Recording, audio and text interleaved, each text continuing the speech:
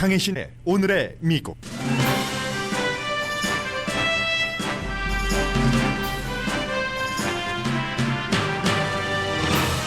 바이러스 확산이 강한 지역에서는 백신 접종을 받았어도 실내에서 마스크 착용을 하라는 질병통제국 권고를 전문가들도 비난합니다. 애매한 권고가 변이 바이러스를 막는데 별 도움이 되지 못할 것이라는 예측이 강합니다. 플로리다 주지사는 이번 질병통제국의 권고에 반대할 태세입니다. 백악관은 연방 공무원의 백신 접종 의무화 카드를 고려 중이고 공화당 상원 원내대표도 백신 접종을 받으라는 대대적인 라디오 광고를 할 예정입니다. 부탄은 작은 국가입니다. 백신 접종을 시작하고 일주일 만에 성인 90%가 백신 주사를 맞았습니다. 의사당 폭동사건 의회 증인으로 나선 4명의 경관들은 폭도들로부터 트럼프가 보냈다는 말을 들었고 그들은 청부 살인자이며 동시에 인종차별주의자라고 증언했습니다. 텍사스주 특별선거에서 트럼프 전 대통령이 지지한 후보가 졌습니다. 교회에 자주 가는 사람이 교회에 안 가는 사람보다 음모론에 쉽게 빠진다고 이코노미스트가 보도했습니다. 펜실베니아 대학 와튼스쿨은 140년 역사상 처음 여학생 입학이 남학생보다 많다고 밝혔습니다. 팬데믹으로 확실한 예술 마을이 된 지역이 있습니다.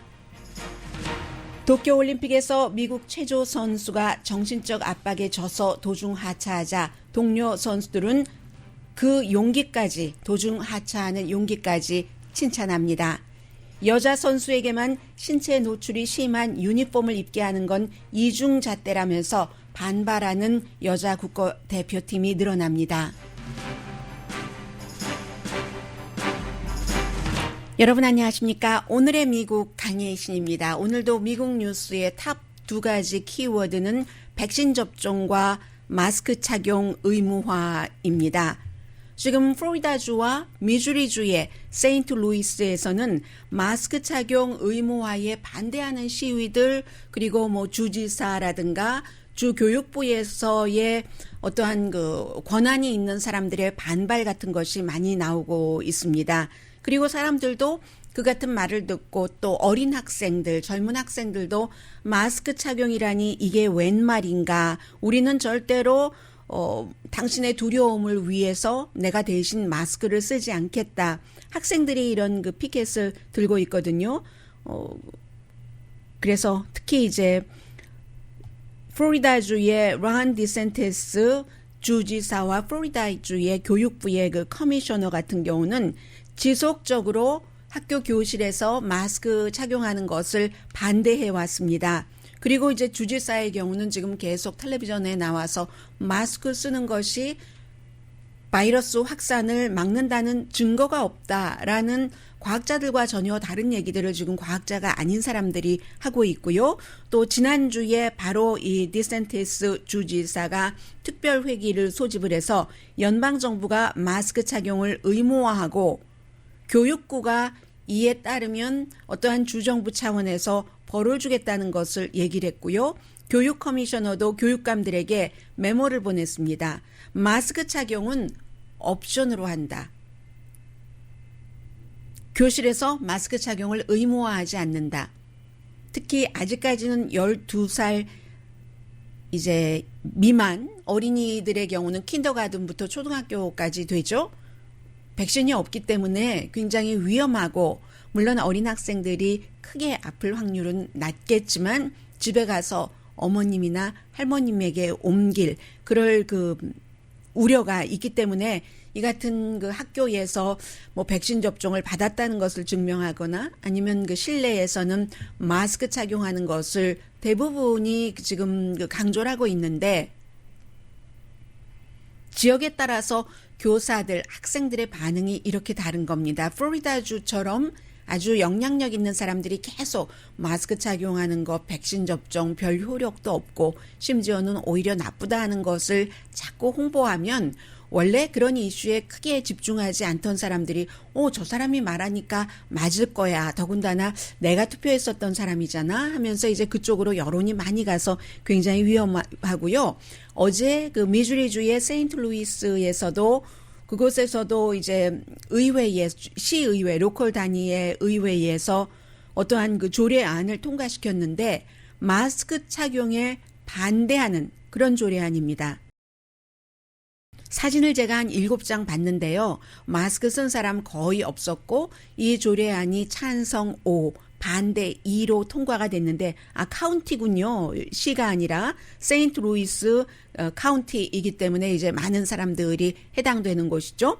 카운티 차원에서 이것을 통과시켰더니 아주 극히 적은 사람들만 이거 통과돼서 큰일 났다 하면서 나이 드신 성인 아버지와 딸로 보입니다. 두 분만 이제 부둥켜 안고 조금 눈물이 흐르는 것을 보였고 나머지 사람들은 마스크 하나도 하지 않고요. 너무 좋다고 박수치고 기뻐하고 완전히 그 페스티벌 분위기이거든요. 이런 상태입니다. 그런데 질병통제국이 오늘의 미국이 진행되는 동안에 백신 접종을 받았더라도 핫스팟에서는 미국의 일부 지역은 괜찮고 일부 지역은 굉장히 지금 확산이 되고 있죠. 그런 지역에서는 실내에서도 마스크 착용하는 것을 강제는 아니에요. 연방정부가 권고하는 것으로 이제 했죠. 그랬더니 전문가들이 이건 너무나 애매한 권고다. 확실하지도 않고 전문가가 아니면 이 말을 이해하기 힘들다. 연방정부에서는 말할 수 있는 단어에 제한 같은 게 있는 거죠. 권고는 하는데 의무는 할 수가 없고 의무화할 경우에 끝없이 이어지는 소송 같은 것. 그러면 이 권고라는 것은 안 해도 되기도 하고 핫스팟이라는 것은 그럼 어떤 줄을 시시각각으로 얘기할 수 있는가 굉장히 어렵다는 얘기입니다. 동북부 지역이나 중서부나 서부 지역은 조금 괜찮다 하더라도 남부 지역 같은 데는 코로나 바이러스 시작부터 지금까지 너무 많은 음모론과 또 지금도 공화당 정치인들 가운데서는 백신 접종해라, 마스크 써라 하는 것보다는 반대 의견을 말하는 사람들이 훨씬 많기 때문에 그들의 지역구에서는 그들이 뽑은 정치인들의 말을 많이 따릅니다. 그래서 그러면 특정 지역, 남부 지역만 쓰지 말라고 하는 건가? 그것도 어디를 꼭 집어서 얘기를 하는 것도 아니고 그렇기 때문에 어제 질병통제국에서 권고한 이 같은 안은 거의 도움이 되지 않을 것이다. 새로운 케이스를 많이 줄이기 힘들 것이다 라고 얘기를 합니다. 더군다나 이제 백신 접종을 받은 사람들은 원래 마스크도 잘 쓰고 거리 두기들도 잘하는 사람들입니다. 그렇기 때문에 어제의 그 강력한 권고 이전에도 로컬이나 카운티 주정부에서 그 같은 권고가 있었을 때 백신은 맞았지만 나와 우리 가족 다른 사람들을 위해서 마스크 써야지 하는 생각이 돼 있는데 문제는 그런 사람들에게서 많이 전염되고 그런 사람들이 많이 아픈 게 아니죠. 백신 접종을 받지 않은 사람들이 훨씬 위험한데 그 사람들은 어차피 백신 접종 받지 않은 사람은 마스크 쓰는 것도 거부하고 그 사람들을 타겟으로 하는 확실한 방법이 안 되는 거다. 결국은 또다시 논란이 일고 미국의 정치가 분열돼서 여기까지 온 것을 확인하는 것 이외에는 특별한 성과가 없을 것이다 라는 얘기를 하고 있거든요. 닥터 아론 캐롤 박사가 인디애나주의 보건 책임자입니다. 인디애나 주립대학이 학생들 학교에 오기 전에 전부 백신 접종한 것을 보여주거나 아니면 음성 반응이어야지 된다. 이런 것을 의무화한 곳이잖아요. 그래서 마스크 쓰기 처음 했을 때 거리 두기 했을 때 그때만큼의 효력이 절대로 나올 수가 없다. 잘하는 사람은 여전히 잘할 것이고 안 하는 사람은 그때나 지금이나 백신도 안 맞고 마스크도 안 쓰고 있기 때문에 결국은 이런 것은 질병통제국 권한이나 컨트롤 안에 들어있지 않다는 얘기입니다. 정치적으로 미국이 너무나 분열됐기 때문에.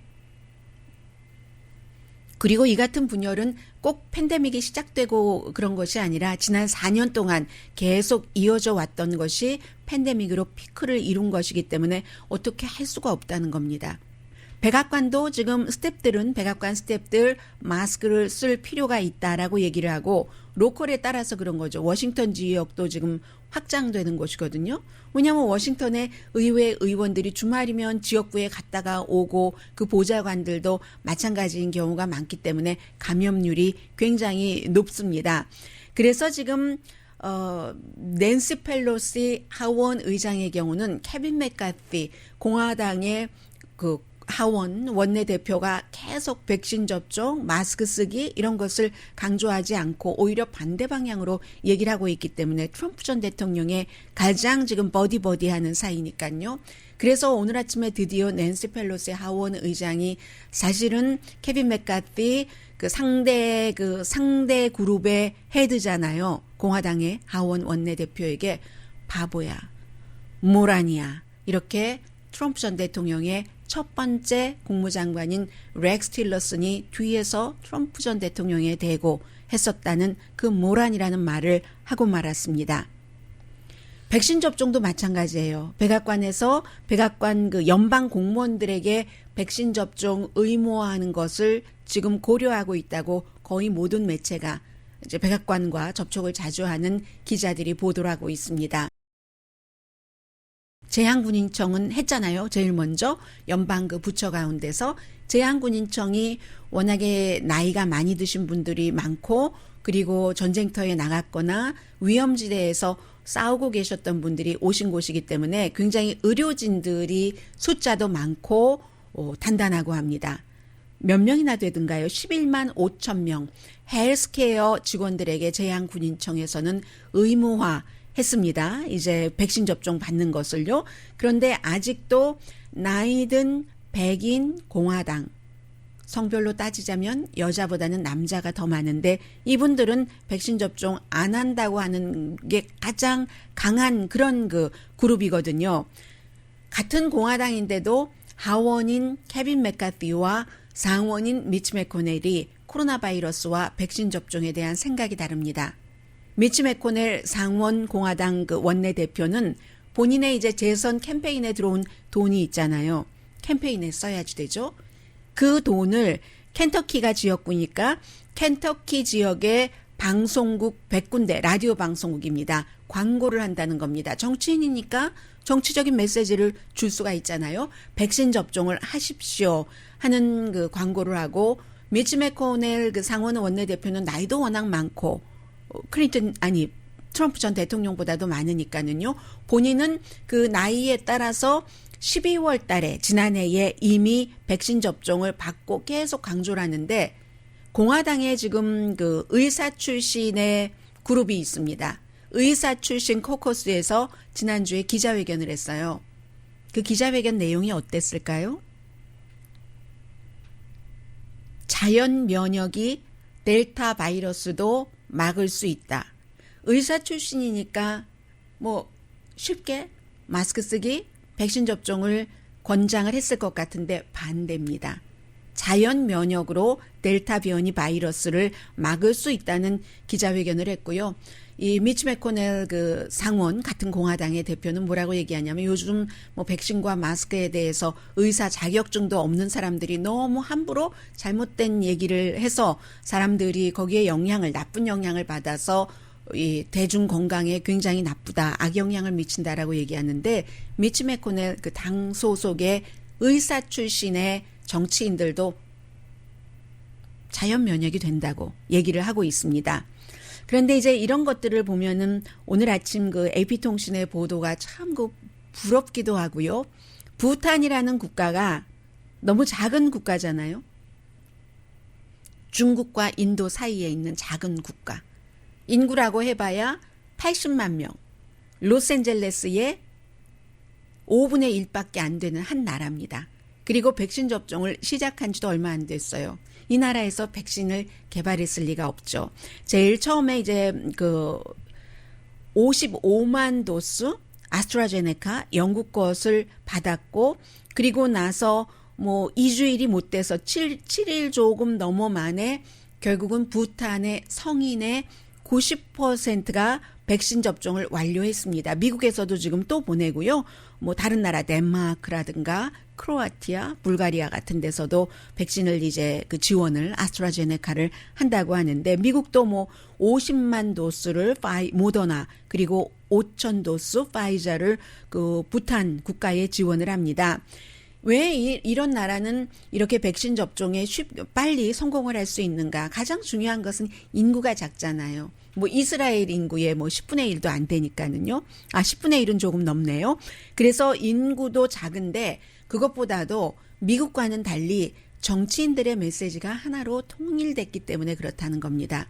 더군다나 부탄이라는 국가는 총리도 의사고 또 당연히 보건복지부 장관도 의사 출신이고 그 외무장관도 의료계 관련자입니다. 그런 출신이기 때문에 이 사람들이 목소리를 합해서 80만 명밖에 안 되는 그 국민들에게 백신 접종을 받으셔야지 돼요 하니까 국민들이 다른 나라에서 지원해 준 그런 것으로 그러니까 오해가 없다는 거예요. 미국과 달리 백신에 대한 불신, 뭐 마스크 쓰는 것에 대한 불신, 거리 두기에 대해서도 그렇기 때문에 이렇게 쉽게 할 수가 있고 80만 명밖에 안 되는데 자원봉사자들이 이 이슈에 있어서 2만 2천 명이나 되고요. 그리고 무슨 백신 그 접종 뭐 테스팅 센터 같은 곳이 몇 군데가 있던가요?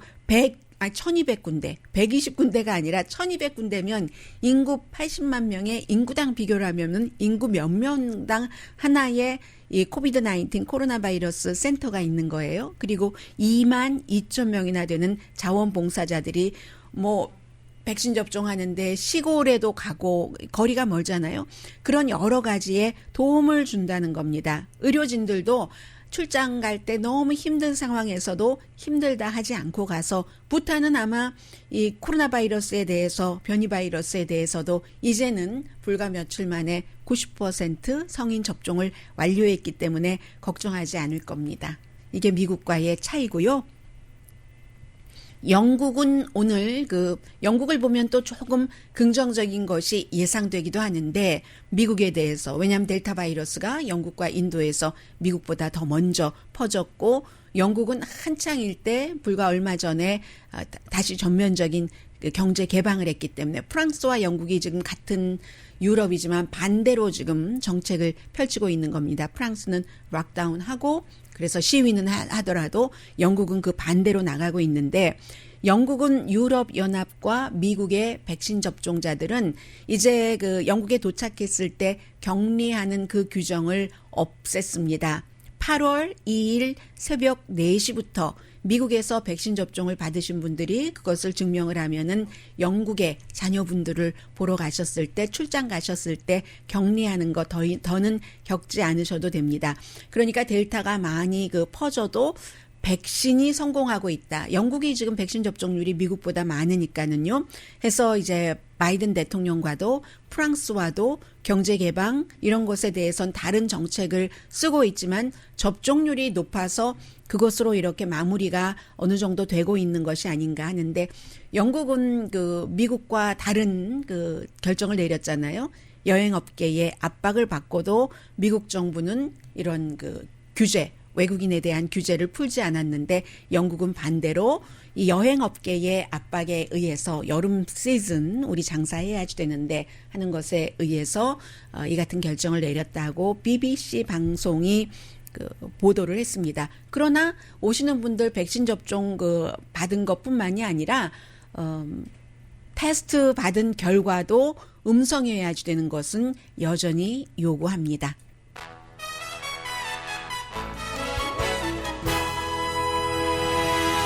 잠시 뒤에 어제에 이어서 미국에서 중요한 뉴스 그리고 2022년 내년의 중간선거를 조금 예상해 볼 수도 있는 또 하나의 아이템 전해드립니다.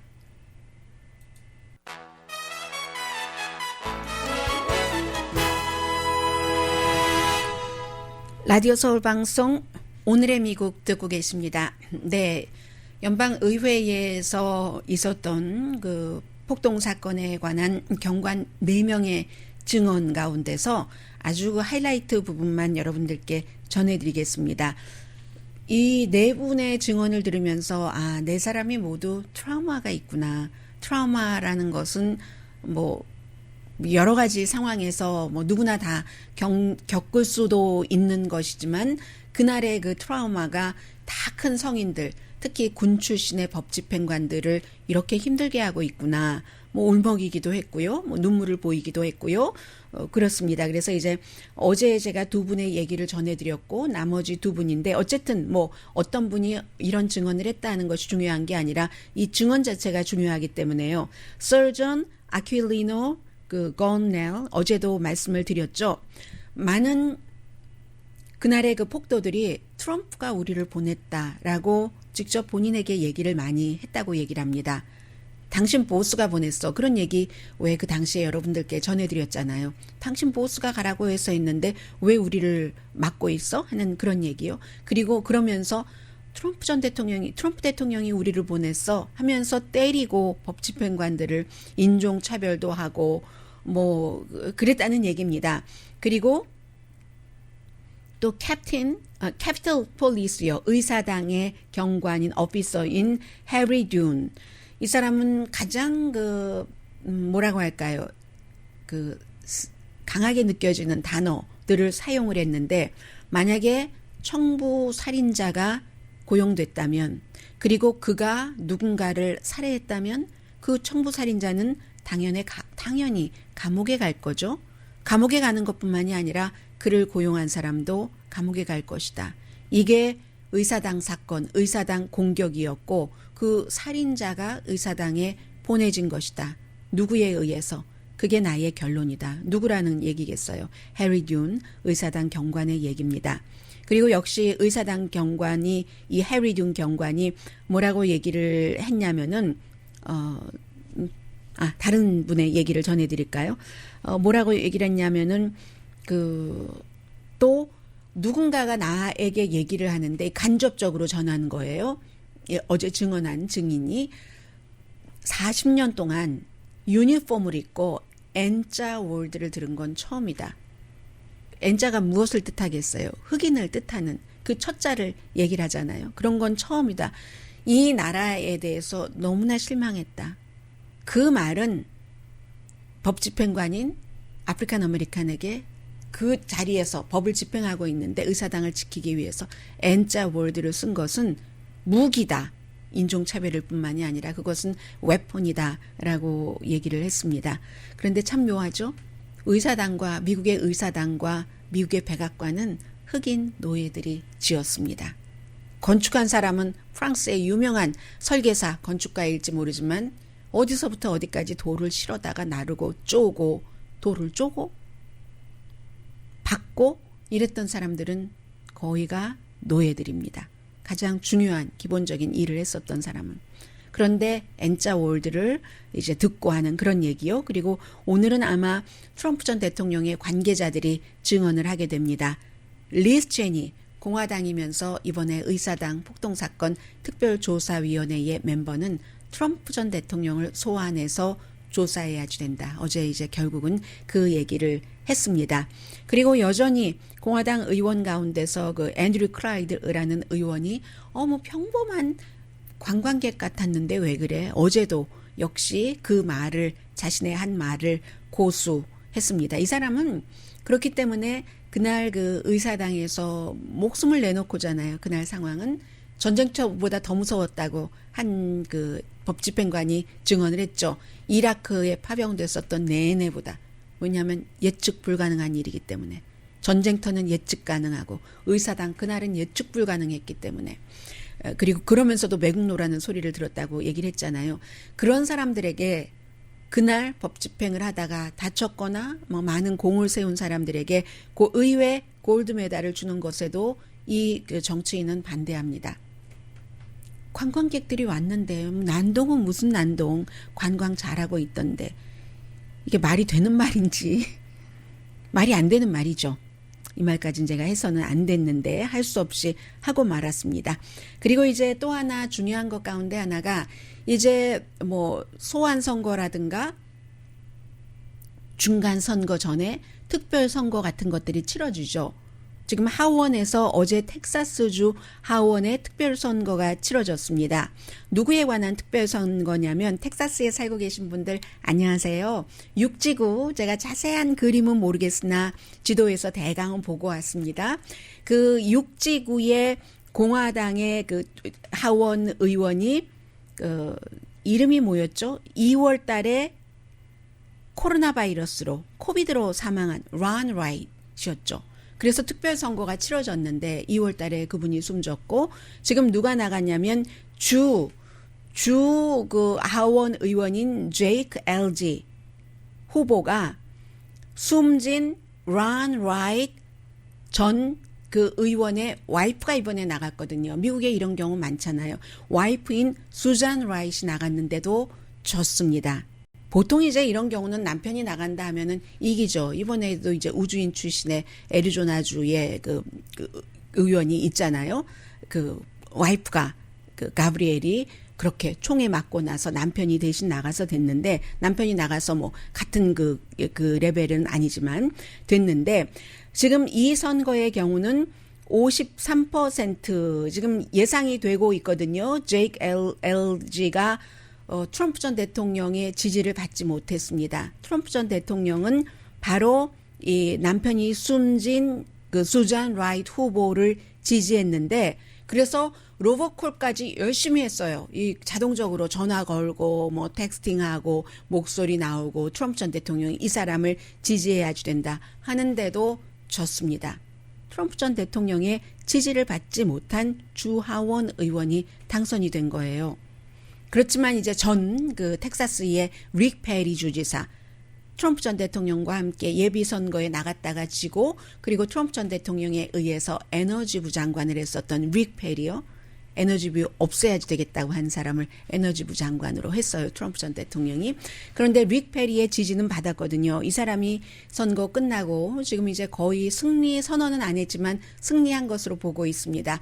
공화당 내부에서도 우리는 분열이 아니라 화합이 필요하다. 이런 얘기를 했거든요. 그런데 더 중요한 것은 이 지역이 텍사스 육지구가 2016년 선거 당시는 트럼프 전 대통령이 12포인트 차이로 힐러리 클린턴에게 이긴 지역입니다. 그런데 이번에는 이기기는 했지만 3포인트 차이로 이겼거든요. 그러면 4년 전에 비해서 9포인트가 빠져나갔다는 겁니다.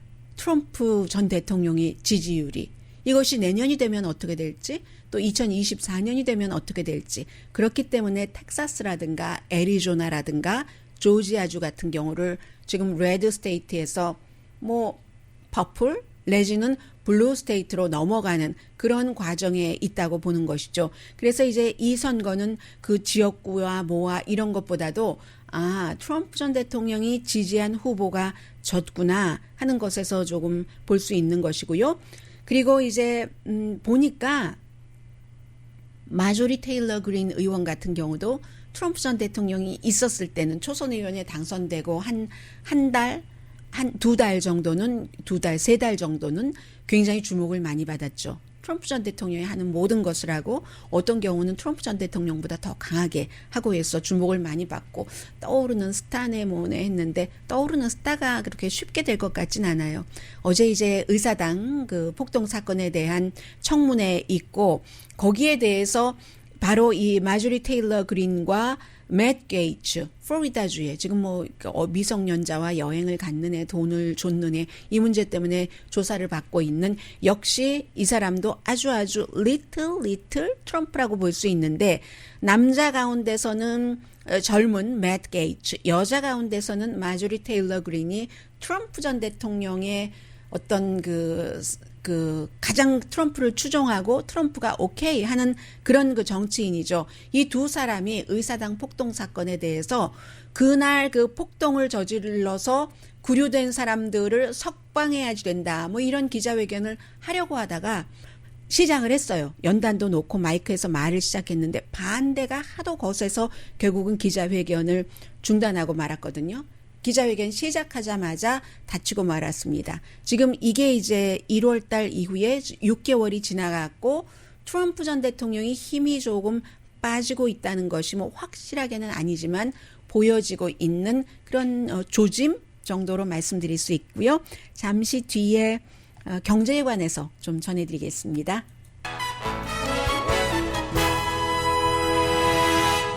라디오 서울 방송 오늘의 미국 듣고 계십니다. 네, 유니버시티 오브 펜실베니아 와튼 스쿨부터 말씀드릴까요? 오늘 와튼 스쿨에서 발표를 했습니다. 그리고 뭐 월스트리트 저널 같은 매체도 보도를 했는데 MBA 경영학 그 석사 과정에 140년 역사인데 처음으로 여자 입학생이 많아진답니다. 2023년도에 벌써 결정했네요. 52%가 여학생이랍니다. 지난해보다 10%가 늘어나서 결국은 남학생보다 2023년 학기에는 MBA 와튼 스쿨에 여학생이 더 많다는 건데 그냥 자연스럽게 됐다기보다는 학교가 그동안 홍보를 굉장히 많이 했답니다. 지금 그 세븐 엘리트 MBA 하면은 와튼 스쿨 있고 하버드 있고 컬럼비아도 있고 스탠포드 MIT, 노스웨스턴 그리고 또 한 군데가 어디죠? 또 한 군데가 유니버시티 오브 시카고 이렇게 있잖아요. 넘버 7 엘리트 MBA. 특히 이 와튼 스쿨 같은 경우는 와튼 스쿨의 MBA 과정에도 이제 단과에도 그 여자 그 부총장이 있고 그리고 전체적으로도 총장 부총장이 여자잖아요. 그리고 나서 굉장히 이런 그 다양성의 홍보를 많이 한 결과다라고 얘기를 하고 있고요. 이 여자 학생 입학뿐만이 아니라 LGBTQ 성전환자, 동성연애자 이런 학생들도 all time high랍니다. 2023년 학기에 전체 그 학생의 석사 과정에서 7%가 동성애자 학생이거나 성전환자 학생이거나 그렇다는 얘기거든요. 이번에 이제 그 테스트요, GMAT 테스트가 평균 스코어가 733으로 이것조차도 또 역시 와튼 스쿨의 최고 점수라고 얘기를 합니다. 이 코로나 바이러스가 한창이면서 시작된 많은 것들이 달라졌고 그리고 새롭게 시작된 것이 있는데 새롭게 시작된 것 가운데는 그냥 쓰러져서 원래의 모습으로 돌아가는 것들도 있지만 일부는 아주 처음 스타트를 했는데 완전히 정착이 된 것이 있습니다. 그 가운데 하나가 오늘 뉴욕타임즈가 보도를 했는데 뭐 예를 들면 뭐 야외 생일 파티라든가 겨울에요. 여름에는 야외 생일 파티 많이 하죠. 그런데 겨울에도 야외 생일 파티 지난 겨울에 붐이었었고 웨딩, 줌 웨딩. 근데 줌으로 멀리 있는 가족들도 보게 하면서 직접 대면으로 하지 않는 것. 또 이제 칵테일을 픽업하는 것도 많았잖아요. 술집에서 술을 마시지는 못했는데 말하자면 마켓에서 술을 사는 것처럼 그런 것들 그냥 계속 남아 있는데 그중에서 특히 로컬화하자면 브루클린의 디트마스 파크이라는 디트마스 공원이라는 곳 그곳에 살고 계신 분들은 아시겠네요. 원래도 그 주변에 예술가들이 많이 살았다고 하죠. 그림 그리시는 분, 음악 하시는 분 많이 살았는데 어느 순간부터 누군가가 조직도 하고 있어요. 지난 여름에 특히 이제 날이 따뜻해졌을 때 더 그랬겠죠. 이미 그곳에 살면서 무슨 뭐 화가가 다른 곳으로 출장을 가서 뭐 갤러리에서 전시를 한다던가 음악 콘서트를 다른 지역으로 하고 간다던가 했는데 그런 것들이 모두 중단됐기 때문에 로컬에 집중하자 하면서 뭐 아마겟돈 뭐 화가가 조직한 이런 것도 있고요. 해서 특히 뭐 일요일 날 오후 5시 평일에도 날마다 몇 시가 되면은 그쪽이 조금 풀이 많다면서요. 플랜트 같은 것들이 사람들이 뭐 아주 뭐 잘 차려놓은 무슨 뭐 디즈니홀에 뭐 2층에 가장 잘 보이는 어느 자리 뭐 이런 것 말고요. 편안하게 의자 쭉 놓고 그리고 이제 본인들이 집에서 가지고 온 의자들도 있고 그렇게 해서 콘서트를 하는 게 정규화됐다는 겁니다. 많은 분들이 무료로 그냥 가시는 분들도 계시지만 너무 좋아서 나는 얼만큼을 돈을 내겠어 하면은 그렇게 해서 그 퍼포머들이 받은 돈이 뭐 한 달이 아니라 하루에 어떤 날은 뭐 $500, $1,000도 되고 뭐 큰 돈을 받는 뭐 셀린 디온 라스베가스에서 공연을 하는 이런 사람들이 아니잖아요. 그래서 그런 분들은 대관료를 내지도 않아도 되고 그렇기 때문에 그 돈도 아주 많은 돈이라고 하거든요. 그리고 이제 대체적으로 이 같은 그 예술 활동을 하고 계시는 분들이 어느 정도는 본인들의 생활비에 쓰고 또 어느 정도는 누군가에게 기부를 하고 하는 것 때문에 이 동네가 굉장히 그 아름다워졌다는 거예요. 피아니스트와 작곡가가 82일 연속으로 그곳에서 연주를 하고, 그래서 결국은 이제 로컬에서 많은 그 화가와 음악인들이 살았지만 세계적으로 뻗어나가려는 활동을 하던 사람들이 많았는데 세계적인 것이 로컬화로 다시 돌아왔다. 뭐 이런 그림 전시도 마찬가지고요. 지금 그런 뉴스도 있고요. 그리고 잠시 뒤에 다른 한 가지 뉴스, 이슈가 조금 너무 동떨어진 것 같아서 제가 여기까지 하려고 하다가 잠시 뒤에 전해드리기로 마음을 바꿨습니다.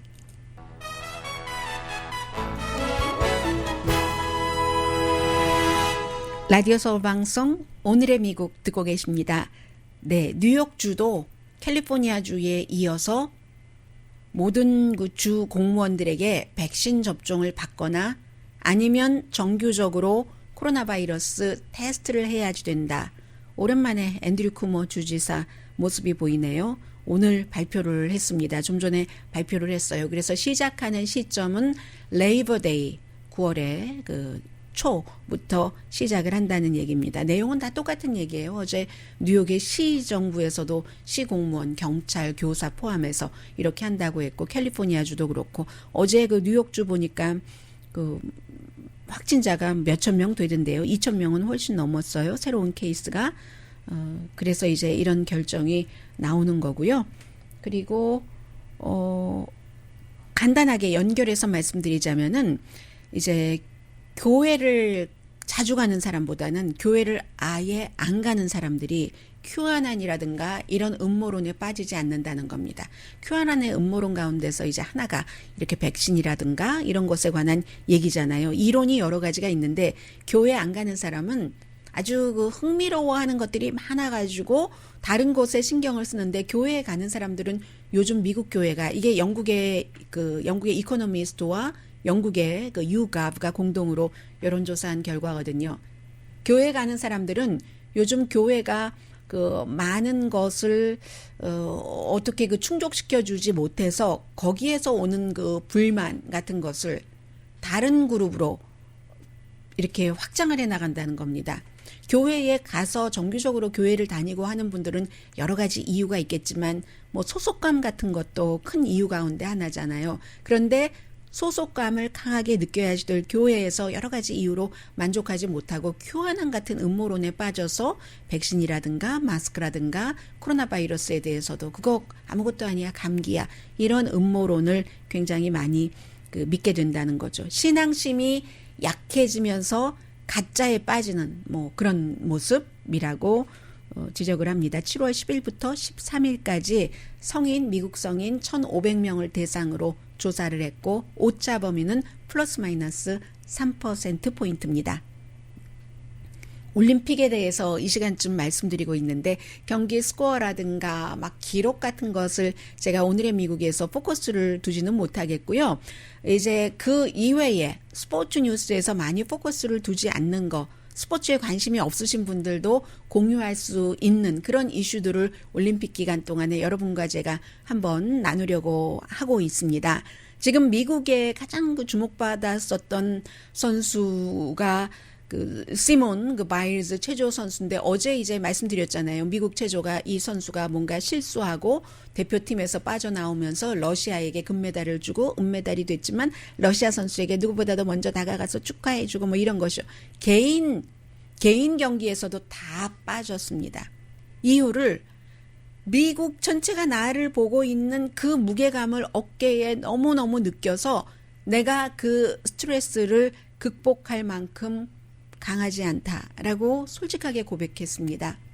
그랬더니 많은 선수들이요, 미국 선수들 뭐 다른 나라 선수들 이해한다. 나도 그런 압박감을 느끼는데 지금 세계 넘버원 체조 선수니 왜 안 그렇겠느냐, 이해한다. 그리고 그 같은 이유 때문에 내가 더 이상은 경기를 진행할 수 없다고 밝힌 그 용기도 나는 존중하고 존경한다라는 선수들이 많아요. 뭐 뿐만이 아니라 나오미 오사카도 3라운드에서 지고 그랬잖아요. 압박감 느낀다고 얘기를 했고 일본 그 대표 선수로 뛰었는데요. 뭐 경기로는 일본이 소프트볼 결승에서 미국 이겼습니다. 메달 집계 방식이 뭐 금메달 위주로 하느냐 메달 개수로 하느냐에 따라서 다르기 때문에 나라마다 그 유리한 쪽으로 하는 경우가 많이 있고요.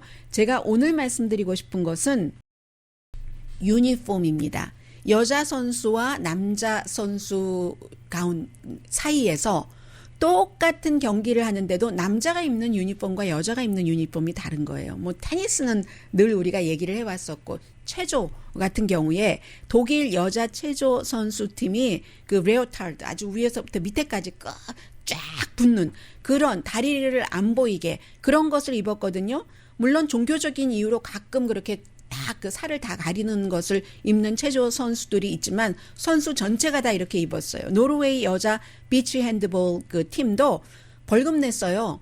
이 비키니 위에는 입고 아래는 비키니를 입는 대신에 반바지를 입었거든요.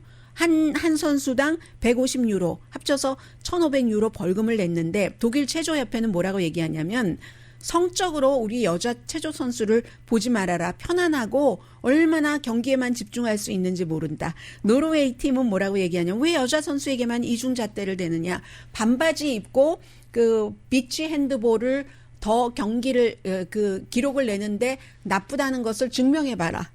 반바지 입으니까 더 좋던데. 그리고 어떤 그 카메라 기자들도 쫙 어디 클로즈업 하지도 않고 너무 좋은데 이렇게 얘기를 하니까 호주 선수들이 그렇게 입진 않았지만 노르웨이 선수를 지지했고요. 역시 뭐 여자 선수들은 거의 이러한 것들을 지지를 하는데 여러분들은 어떻게 생각하시는지 모르겠습니다. 영국 그 다이버가 있어요. 처음으로 금메달을 받았는데 탐 딜리라고 27살이고 13년 전에 올림픽에 처음 나갔으니까 베이징 올림픽이 되겠네요. 금메달을 딱 받고 이 사람이 뜨개질을 합니다. 그리고 이 남자 선수의 남자 파트너도 같이 금메달을 받았거든요. 지금 그 10m 싱크로나이즈드 다이빙에서요. 금메달 받는 걸 알고 밤에 뜨개질을 해서 금메달 스크래치 나지 않게 한다고 인스타그램에 올렸더군요. 강희신이었습니다.